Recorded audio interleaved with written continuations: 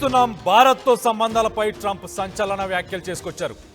అమెరికాకు ఇండియాకు దూరం అయిపోయింది అని చెప్పేసి ట్రంప్ ఆవేదన వ్యక్తం చేస్తున్నారు. ఒక పక్కన మోదీ, పుతిన్, జీపింగ్ వీళ్ళ మీటింగ్కి సంబంధించిన ఒక ఫోటోని సోషల్ మీడియా మాధ్యమంలో ఆయన పెట్టి భారత్తో పాటు రష్యాని కూడా మేము కోల్పోయామని చెప్పేసి ఆయన చెప్పుకొచ్చారు. కుట్ర బుద్ధి ఉన్న చైనాకు దేశాలు దగ్గరవుతున్నాయి. ఈ మూడు దేశాల ఫ్రెండ్షిప్ ఇంకా కొంతకాలం ఇలా సాగుతూనే ఉంటుందని చెప్పేసి ఆయన ట్రూత్ అనే ఒక సోషల్ మీడియా మాధ్యమంలో ఆయన చెప్పుకొచ్చారు. ఒకసారి ఆ సోషల్ మీడియా అకౌంట్లో ఏదైతే పోస్ట్ పెట్టారో ఆ పోస్ట్ను కూడా మీకు చదివి వినిపించే ప్రయత్నం చేస్తాను. Looks like we have lost India and Russia to deepest darkest China.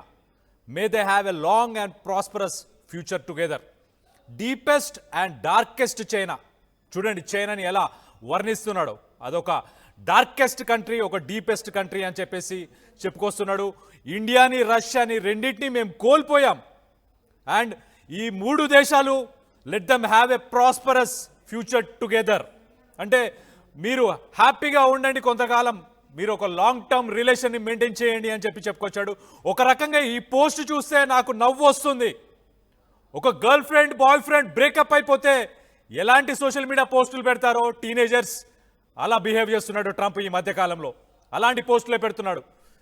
మనం చూస్తే ప్రైమ్ మినిస్టర్ మోదీ, అలాగే పుతిన్, అలాగే జీపింగ్ వీళ్ళు ముగ్గురు షాంఘై కోఆపరేషన్ ఆర్గనైజేషన్కి సంబంధించిన ఏదైతే సమ్మిట్ ఉందో ఆ సమ్మిట్లో వీళ్ళు ముగ్గురు కలిసి చాలా వామ్గా, చాలా హ్యాపీగా, ఆ బాడీ లాంగ్వేజ్ కూడా మనం చూడొచ్చు, నవ్వుతూ ఒకరి మీద ఒకరు చేతులు వేసుకుంటూ వాళ్ళు ఫ్యూచర్ గురించి, ఫ్యూచర్ టెక్నాలజీస్ గురించి, కంట్రీస్కి సంబంధించిన ట్రేడ్ గురించి నవ్వుకుంటూ మాట్లాడితే ట్రంప్కు నిద్ర లేని రాత్రులనే వచ్చాయి.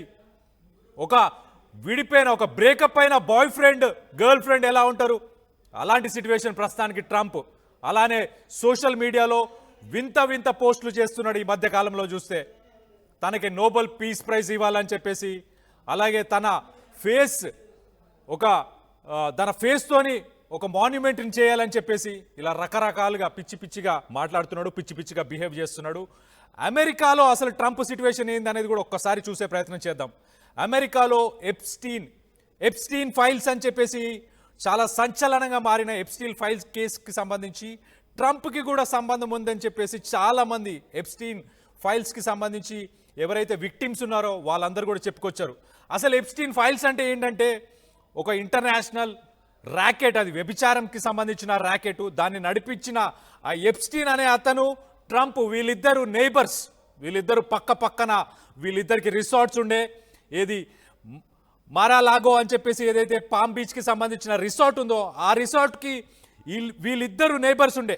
వీళ్ళిద్దరు నైబర్స్గా ఉండి చాలా పార్టీస్ అటెండ్ అయ్యేవాళ్ళు, అన్నీ చేసేవాళ్ళు. సో ఎప్స్టీన్ ఫైల్స్కి సంబంధించిన దాంట్లో కూడా ట్రంప్కి అన్నిట్లో రిలేషన్ ఉంది. ట్రంప్ కూడా ఈ వ్యభిచారానికి సంబంధించిన ఈ ఇంటర్నేషనల్ ర్యాకెట్లో ట్రంప్కి కూడా సంబంధం ఉందని చెప్పేసి ఆయన పేరు కూడా చాలాసార్లు విన్నామని చెప్పేసి ఆ విక్టిమ్స్ కూడా చెప్పుకొచ్చారు. ప్రస్తుతానికి అమెరికాలో అందరూ ట్రంప్కి వేలు ఎత్తి చూపిస్తున్నారు. అలాంటి ఒక సిచ్యువేషన్ ఉంది. కానీ ట్రంప్ మాత్రం ఒక విడిపోయిన girl friend, boy friend situation ఎలా ఉంటుంది, బ్రేకప్ అయితే ఎలా ఉంటుంది, అలాంటి సిచ్యువేషన్ ప్రస్తుతానికి ట్రంప్ ఉన్నాడు. అలానే బిహేవ్ చేస్తున్నాడు సోషల్ మీడియా పోస్ట్లో. మీరు హ్యాపీగా బతికేయండి, జీపింగ్, పుతిన్, ట్రంప్ మీరు ముగ్గురు హ్యాపీగా బతకండి. మేము కోల్పోయాము, మేము భారత్ని కోల్పోయాము, మేము పుతిన్, రష్యాని కూడా కోల్పోయాము అని చెప్పేసి పెడుతున్నాడు. ఇలాంటి పోస్టులు పెడతాడా? అమెరికా లాంటి ఒక సూపర్ పవర్కి సంబంధించిన ఒక ప్రెసిడెంట్ ఇలా బిహేవ్ చేస్తున్నాడు. అమెరికన్స్ కూడా హ్యాపీగా లేరు. సోషల్ మీడియా మాధ్యమంలో అమెరికా మొత్తం కూడా ఇదే చర్చ నడుస్తుంది. అసలు ట్రంప్ అమెరికా ప్రభుత్వాన్ని రన్ చేస్తున్న ఒక ప్రెసిడెంట్ చేసే పనులా ఇవి? మన పరువు తీసేస్తున్నాడని చెప్పేసి అమెరికన్స్ కూడా సోషల్ మీడియా మాధ్యమంలో చాలా దీనిపై డిస్కషన్స్ చేస్తున్నారు. దీనికి సంబంధించి మరిన్ని వివరాలు నా కొలీగ్ నందు ఉన్నాడు, నందుతో మాట్లాడి తెలుసుకునే ప్రయత్నం చేద్దాం. నందు, చెప్పండి, ఆయన సోషల్ మీడియా మాధ్యమంలో పెట్టిన ఈ పోస్ట్ని ఎలా చూడాలి? మీరు హ్యాపీగా ఉండండి, మీ ముగ్గురు దేశాలు మోదీ, పుతిన్, జీపింగ్ మీరు ముగ్గురు హ్యాపీగా ఉంటే చాలు. చైనా ఒక డార్కెస్ట్, డీపెస్ట్ కంట్రీ, దానికి మీరు దగ్గర అవుతున్నారు. ఒక డెమోక్రటిక్ కంట్రీ అయిన యుక్రెయిన్ కానీ, ఓ లార్జెస్ట్ డెమోక్రటిక్ కంట్రీ అయిన ఇండియా, యుక్రెయిన్తో పాటు యూరోపియన్ యూనియన్ లేకపోతే అమెరికా మాతో ఉండాలి, మాతో ఫ్రెండ్షిప్ చేయాలి, అంతేకాని చైనాతో ఉండకూడదని చెప్పి నిన్న మొన్న కూడా చెప్పుకొచ్చాడు. మొత్తానికి ఈ పోస్ట్ని ఎలా చూడాలి? కళ్యాణ్, నా వాయిస్ క్లియర్ గా ఉందా మీకు? రైట్ రైట్ క్లియర్ గా ఉంది. ఒక మాటలో చెప్పాలంటే జరుగుతున్నటువంటి పరిణామాలు చూస్తుంటే అసలు ట్రంప్ ఎందుకు ఇలా బిహేవ్ చేస్తున్నాడు ఏంటి అనేది ఎవరికి అర్థం కావడం లేదు. ఆయన చాలా జలస్తో ఉన్నాడు అనేది మాత్రం క్లియర్ గా చెప్పొచ్చు. ఒక రకంగా చెప్పాలంటే జలస్ అనాలి, ఇన్సెక్యూరిటీ అనాలి, ఇలాంటి రకరకాల ఎమోషన్స్ ఈ సఫరింగ్. అంటే మనం కొన్ని కోణాల్లో చూస్తే, ఒకటి భారతదేశం తన మాట వినలేదు, రష్యా తనకి లొంగలేదు, బెదిరించాడు రష్యాని, వినలేదు. భారతదేశాన్ని టారిఫ్స్ వేస్తానని చెప్పి బెదిరించాడు, వినలేదు. గతంలో చైనాను కూడా అలాగే బెదిరించాడు కానీ వాళ్ళ మీద ఏం టారిఫ్స్ వేయలేదు. కానీ జలస్ ఉంది చైనా విషయంలో. సో తనకి ఎవరైతే నిద్ర పట్టకుండా చేస్తున్నారో, ఒక రకంగా చెప్పాలంటే భారతదేశం చాలా ఫాస్ట్ గ్రో అవుతుంది, రష్యా చాలా ఫాస్ట్ గా ఆల్రెడీ డెవలప్డ్ నేషన్ గా ఉంది. అండ్ అక్కడ రష్యా వాళ్ళు చెప్పిన మాట వినట్లేదు, అమెరికా చెప్పిన మాట, ట్రంప్ చెప్పిన మాట వినట్లేదు. ఇంకో పక్క చైనా కూడా చాలా బలంగా పోటీ ఇస్తుంది, ఫినాన్షియల్ గా చూసుకున్నా, ఏ రకంగా చూసుకున్నా సరే, ఎకనామికల్ గ్రోత్ మనం చూస్తే. సో తనకి ఏవైతే 3 దేశాలు నచ్చకుండా ఉన్నాయో ఆ 3 దేశాలను ఒకే ఫ్రేమ్ లో చూడడం వల్ల ఒక రకంగా చెప్పాలంటే ట్రంప్ కి మింగుడు పడడం లేదనే చెప్పాలి. ఈ నేపథ్యంలోనే మేము భారత్ ని రష్యాని కోల్పోయామని చెప్పేసి మాట్లాడాడు. బట్ అది కూడా ఇట్స్ బికాస్ ఆఫ్ చైనా అన్నట్లు ఒక రకంగా మాట్లాడుతున్నాడు, డార్కెస్ట్ చైనా అంటూ మాట్లాడుతున్నటువంటి పరిస్థితి కనిపిస్తుంది. అంటే ఎవరో ఒకరిని బ్లేమ్ చేయడమో, లేదంటే ఎవరో ఒకరి మీద నెపాన్ని నెట్టేయడమో, ఎవరో ఒకరిని తనకు జరిగినటువంటి నష్టానికి ఎవరో ఒకరిని కారణంగా చూపించడమే తప్ప నిజాయితీగా ఒప్పుకునే పరిస్థితి ట్రంప్ దగ్గర లేదు, ఎప్పుడూ లేదు, ఇప్పుడు లేదు నిజం చెప్పాలంటే. సో ఇప్పుడు కూడా అదే జరుగుతుంది. ఎందుకు కోల్పోయాడు భారతదేశాన్ని, రష్యాని? ఇదే కదా మెయిన్ చెప్తుంది. ఏంది చైనా కుట్ర చేసింది అన్నట్టుగా డార్కెస్ట్ చైనా అని చెప్పి మాట్లాడుతున్నాడు. ఒక రకంగా ఎందుకు కోల్పోయాడు అనే ప్రశ్న వచ్చినప్పుడు ఒకసారి మనం క్లియర్ గా చూడొచ్చు. భారతదేశాన్ని కోల్పోవాల్సిన అవసరం ఎందుకు వచ్చింది ట్రంప్ కి? భారతదేశం మీద ఎందుకు టారిఫ్లు వేశాడు? భారతదేశం మీద భారతదేశంలో కంపెనీలు పెట్టొద్దని ఎందుకు చెప్తున్నాడు? భారతదేశంలో ఉన్నటువంటి అక్కడి నుంచి వచ్చిన వాళ్ళకి ఉద్యోగాలు ఇవ్వద్దు, అమెరికా వాళ్ళకి ఇవ్వమని ఎందుకు చెప్తున్నాడు? ఏమంత అవసరం వచ్చింది? భారతీయుల మీద అంత విషయం కక్కాల్సిన అవసరం ఎందుకు వచ్చింది? తట్టుకోలేకపోతున్నాడు. భారతదేశం డెవలప్ అవుతుంది, భారతదేశం బాగా ఫ్రెండ్షిప్ చేస్తుంది అన్ని దేశాలతో, రష్యాతో చేస్తుంది, ఇప్పుడు చైనాతో చేస్తుంది. ప్రపంచ దేశాల్లో మనకు శత్రువులు పాకిస్తాన్ తప్ప ఎవరు లేరు. నిజం చెప్పాలంటే పాకిస్తాన్ అనేది చాలా చిన్న శత్రువు మనకి. It's negligible. జస్ట్ మనం ఏదో వాళ్ళని ఇక ఎందుకులే అని ఒక రకంగా జాలిపడి వదిలేయటమే తప్ప మనం పరిమితులు విధించుకుంటున్నామే తప్ప మరొకటి కాదు. సో మనకి బలమైన శత్రువు అనేది ఎక్కడ లేదు ప్రపంచంలో. మనకు అన్ని ఫ్రెండ్లీ కంట్రీసే ఉన్నాయి. అది నచ్చట్లేదు ట్రంప్ కి. I can't see somebody is really cool and happy. So అలాంటి కండిషనే ఉంది కదా. ఇప్పుడు రష్యా విషయం చూస్తున్నాం. రష్యాతో తనకేంటి అసలు సంబంధం? ఉక్రెయిన్ తో యుద్ధం జరుగుతోంది. ఉక్రెయిన్ కి రష్యాకి మధ్యలో ఏవో కొన్ని గొడవలు ఉన్నాయి. ఎందుకు వాళ్ళ మధ్యలో వేలు పెట్టాలి? ఉక్రెయిన్ కి ఆయుధాలు ఇచ్చి, ఉక్రెయిన్ కి డబ్బులు ఇచ్చి, ఒక టైంలో ఉక్రెయిన్ అధ్యక్షుడిని అవమానించి, మళ్ళీ తర్వాత వాళ్ళకే ఆయుధాలు ఇచ్చి, మళ్ళీ వాళ్ళకే డబ్బులు ఇచ్చి, వాళ్ళ మీద వాళ్ళతో యుద్ధం చేయించి, ఆ రష్యాని బెదిరించి, ఇప్పుడు ఈ చర్చల వల్ల సఫలం అవుతాయని చెప్పేసి అందరికీ తెలిసిన విషయమే దేశాల మధ్యలో సమస్యలు అనేది. భారత్ అది చెప్తుంది, ప్రపంచ దేశాలు అది చెప్తున్నాయి. కానీ వాటిని అసలు యుద్ధానికి రెచ్చగొట్టింది ఎవరు? ట్రంప్ కాదా? ఫస్ట్ నేను ఆయుధాలు ఇవ్వనని చెప్పేసి ఉక్రెయిన్ కి మళ్ళీ ఎందుకు ఇచ్చాడు? ఉక్రెయిన్ అధ్యక్షుడిని అవమానించాడు, నానా రకాలుగా అవమానించాడు వైట్ హౌస్ కి పిలిచి. తర్వాత మళ్ళీ రష్యా 50 రోజుల్లో యుద్ధం ఆపైపోతే నీ సంగతి తెలుస్తా అని చెప్పేసి, నేనేంటో చూపిస్తా అని చెప్పేసి అన్నాడు. ఎందుకు అనాలి అసలు? అమెరికాకి ఏమంత అవసరం వచ్చింది? అమెరికా మీద ఏమైనా యుద్ధం చేస్తున్నాడా? లేదు కదా. మధ్యవర్తిగా ఉండాల్సిన, వ్యవహరించాల్సిన పద్ధతేనా అది? సో ఈ రకంగా అవసరం లేని చోట ఎన్నో ఏళ్లు, కొన్ని దశాబ్దాల పాటు భారతదేశానికి అమెరికాకి మధ్యలో అంత గొప్ప ట్రాన్సాక్షన్స్ ఉన్నాయి కదా అన్ని రకాల. అలాంటప్పుడు అమెరికా భారతదేశం మీద ఎందుకు ఇంత టారిఫ్స్ వేయాల్సినంత అవసరం ఏమొచ్చింది? సో కారణాలు ఏమీ లేవు నిజం చెప్పాలంటే. ట్రంప్ ఎవరితోనైనా గొడవ పెట్టుకోవాలనుకుంటే కారణాలు పెద్దగా అవసరం లేదు. ఇంకా కొంతమంది అభిప్రాయాల ప్రకారం, కొంత సైకలాజికల్ గా ట్రంప్ స్టడీ చేసిన వాళ్ళు చెప్పేది ఏంటంటే, తనకి పర్సనల్ గా ఎవరైనా నచ్చకపోయినా సరే వాళ్ళతో ఏదో ఒక రకంగా గొడవ పెట్టేసుకుంటాడని చెప్తూ ఉంటారు. So this is what exactly happening ఇక్కడ. చైనా విషయం చూసుకుందాం. చైనాతో మొన్న బెదిరించాడు టారిఫ్లు వేస్తానని, కానీ చైనా మాట వినలేదు. టారిఫ్లు వేసాడా? వేయలే. ఎందుకు? చైనా వాళ్ళు అలా వినరు, భారతదేశంలో సైలెంట్ గా ఉండరు కాబట్టి. రష్యాతో అది చేస్తా, ఇది చేస్తా, రష్యా సంగతి తేల్చేస్తాడు. రష్యా మీద ఏమైనా వెళ్ళి రష్యా మీద ఏమైనా యుద్ధం చేశాడా? ఏదైనా చేయగలిగాడు? రష్యాని ఏమి చేయలేకపోయాడు. ఎందుకు? రష్యా విందు కాబట్టి. చెప్తే ఏమైనా తేడా వస్తే వాళ్ళు కూడా ఎందుకు చేస్తారు? కానీ భారతదేశం అలా చేయదు కదా తొందరపడి. అందుకని మన మీద నోటుకొచ్చినట్లు మాట్లాడడం, ఇష్టం వచ్చినట్లు చేశాడు. సో ఓవరాల్ గా నష్టపోయి చైనా వల్ల నేను నష్టపోయాను భారతదేశాన్ని, రష్యాని ఒక రకంగా చైనాను బ్లేమ్ చేసేవని, లేదంటే ఈ దేశాన్ని బ్లేమ్ చేస్తున్నాడు తప్పితే తన స్వయం కృతాపరాధం వల్ల నష్టపోయాడు అనే విషయాన్ని ఇప్పటికి కూడా రియలైజ్ అవ్వలేని పరిస్థితుల్లో ట్రంప్ ఉన్నాడు. ఇది కొత్తనా అంటే కాదు ఖచ్చితంగా. ఇది గతంలో కూడా అనేక సందర్భాల్లో మనం చూడొచ్చు. అమెరికా హిస్టరీలో కొన్ని ఫెయిల్యూర్స్ ఉన్నాయి, ట్రంప్ విషయంలో కూడా అనేక ఫెయిల్యూర్. మనకు క్లియర్ గా కనిపిస్తున్నాయి. మొన్న ఇక్కడ మనం ప్రతిపక్ష నాయకులు శత్రువులు కదా, కేవలం ప్రత్యర్థులే. ఒబామా విషయంలో ఎలా వ్యవహరించాడో మనకు తెలియదేం కాదు. ఒబామాకి సంబంధించి ఒక వీడియో రిలీజ్ చేశాడు. ఒబామా అక్కడ పోలీసులు అరెస్ట్ చేస్తుంటే వైట్ హౌస్ లో చేతులు వెనక్కి విరిచి మోకాళ్ళ మీద కూర్చోబెట్టి అరెస్ట్ చేస్తుంటే ఈయన నవ్వు కూర్చున్నట్లుగా ట్రంపే ఒక వీడియోని రిలీజ్ చేశాడు. అంటే ఒక ప్రత్యర్థి గతంలో ప్రెసిడెంట్ గా పనిచేసి నోబెల్ శాంతి బహుమతి తీసుకోగలిగిన స్థాయిలో ఉన్నటువంటి ఒక వ్యక్తిని అలాగే ట్రీట్ చేసేప్పుడు ఏమా తప్పు చేశాడు ఒబామా? నిజంగా ఏమీ లేదు, ఆయనకు బహుమతి వచ్చింది రాలేదు, అంతే తేడా. అదొక రకమైన ఉక్రోషం.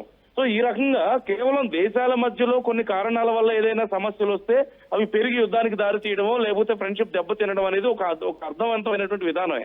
కానీ కేవలం కొన్ని రకాల పర్సనల్ గ్రిడ్జెస్ వల్లనో లేకపోతే వాళ్ళకున్నటువంటి కొన్ని రకాల ఇంటర్నల్ ఒక రకంగా మానసిక సమస్యల వల్లనో ఇలా వ్యవహరించడం అనేది ఎంతవరకు సమంజసం అనే ప్రశ్న ఇక్కడ వస్తుంది. ఇప్పుడు అమెరికాలోనే చూద్దాం. అమెరికాలో ట్రంప్ చేస్తున్నటువంటి సంచలనాలు ఒకటా రెండా? ఎన్ని గందరగోళాలు చేస్తున్నాడు. అమెరికాలో అత్యంత ఫాస్ట్ గా తన రేటింగ్స్ పోయినటువంటి ప్రెసిడెంట్ గా ట్రంప్ ఉన్నాడు. ఇంకో పక్క నోబెల్ ప్రైజ్ కోసమేమో పాకిస్తాన్ లాంటి దేశాలతో సపోర్ట్ చేయించుకొని కూర్చోబెట్టి పాకిస్తాన్ సైనిక అధ్యక్షుడు తీసుకెళ్లి చాలా గొప్ప వ్యక్తి అని, పాకిస్తాన్ చాలా గొప్ప దేశం అని ఉగ్రవాదులను అలా పోగొట్టడం. వాళ్ళేమో అమెరికాలో కూర్చొని ప్రపంచ దేశాలను నాశనం చేస్తాం, సగం ప్రపంచాన్ని భారతదేశం మీద అనుమాములు వేస్తామని చెప్పేసి మాట్లాడారు. సో దెర్ ఈజ్ నో, అంటే నేను ఇవన్నీ ఎందుకు చెప్తున్నాను ఎగ్జాంపుల్స్ అంటే, ట్రంప్ ఏదైనా ఒక అమెరికా ఇప్పుడు భారతదేశాన్ని రష్యాని కోల్పోయింది అంటే వాళ్ళ స్వయం కృతాపరాధమే. భారతదేశం సైడ్ నుంచి ఏ నష్టం ఎలాంటి తప్పు జరగలేదు. సరే, రష్యా సైడ్ నుంచి వాళ్ళకి ఏమైనా నచ్చని విధానాలు ఉన్నాయా? అవన్నీ కూడా రష్యాకు ఉక్రెయిన్ కి మధ్యలో జరుగుతున్న విధానాలు, అమెరికాకి సంబంధం లేదు. ఒకవేళ నువ్వు సెటిల్ చేస్తానని వెళ్ళి నేను వచ్చాను, మీరు నేను చెప్పిన మాట విని మీరు సైలెంట్ అయిపోవాలంటే ఎందుకు వింటారు? ఎందుకు వినాలి అసలు? అమెరికా ఎవరు గుత్తాధిపత్యం చేయడానికి? సో అందరూ సైలెంట్ గా ఉండరు కదా భారతదేశం లాగా. సో కేవలం తమ స్వయం కృతాపరాధాలే, తన స్వయం కృతాపరాధం వల్లే. నందు 1 మినిట్ ఒక్కసారి మనం పోల్లో అసలు ఏం ఓట్ చేస్తున్నారు ప్రజలు అనేది ఒక్కసారి చూసే ప్రయత్నం చేద్దాం. అమెరికాను భారత్ బహిష్కరించినట్లేనా, ఇది సరైన నిర్ణయమేనా అని చెప్పేసి క్వశ్చన్ వేస్తే దీంట్లో ఆల్మోస్ట్ 75% ఓట్ ప్రస్తుతానికైతే బహిష్కరించినట్లే అని చెప్పుకొస్తున్నారు. ఒక్కసారి నేను అసలు ట్రంప్ మాటలాడిన మాటలతోని ఇండియాకి కానీ రష్యాకి కానీ చైనాకి కానీ రానున్న రోజుల్లో ఎలాంటి ఎఫెక్ట్ ఉండే అవకాశం ఉందో ఒక్కసారి చూసే ప్రయత్నం చేద్దాం. ఇప్పుడు ఏదైతే యుఎస్కి సంబంధించి ఒక రిలేషన్ ఏదైతే మనకి ఇండియాకి ఉందో ఆ రిలేషన్ కొంచెం మరి వర్స్ అయ్యే పరిస్థితి కూడా ఉండొచ్చు. మరి రానున్న రోజుల్లో ఇంకా టారిఫ్స్ ఏమన్నా పెంచుతారా ఏంటి అనేది కూడా ఒకసారి చూడాలి. ప్రస్తుతానికైతే మినిస్ట్రీ ఆఫ్ ఎక్స్టర్నల్ అఫైర్స్ నుంచి ఎలాంటి కామెంట్ లేదు ప్రస్తుతానికి. ఒక పక్కన చైనా సంగతి చూస్తే కనుక చైనా వచ్చేసి షాంఘై కోఆపరేషన్ ఏదైతే ఆర్గనైజేషన్కి సంబంధించి ఏదైతే సమిట్ ఉందో అమెరికాని పక్కన పెట్టి బెల్ట్ అండ్ రోడ్ డెవలప్మెంట్కి సంబంధించి ఇనిషియేటివ్స్ ఏవైతే ఉన్నాయో ఏషియాలో కానీ మిగతా కంట్రీస్లో కానీ దాన్ని ముందుకు తీసుకెళ్లే ప్రయత్నంలో చైనా ఉండొచ్చు రానున్న కొన్ని రోజుల్లో. రష్యాకి సంబంధించి ఏంటంటే రష్యా ఆల్రెడీ స్టేట్మెంట్ ఇచ్చాడు పుతిన్ చాలా క్లియర్గా, నువ్వు చాలా పెద్ద తప్పు చేస్తున్నావు, ఇండియాతో మాట్లాడే పద్ధతి కరెక్ట్ కాదు, ఇండియాపై వేసిన టారిఫ్స్ కూడా కరెక్ట్ కాదని చెప్పేసి రష్యా కూడా పుతిన్ కూడా చెప్పుకొచ్చాడు. ఒక పక్కన అనలిస్టులు ఏం చెప్తున్నారు అనేది కూడా ఒక్కసారి విశ్లేషించే ప్రయత్నం చేద్దాం.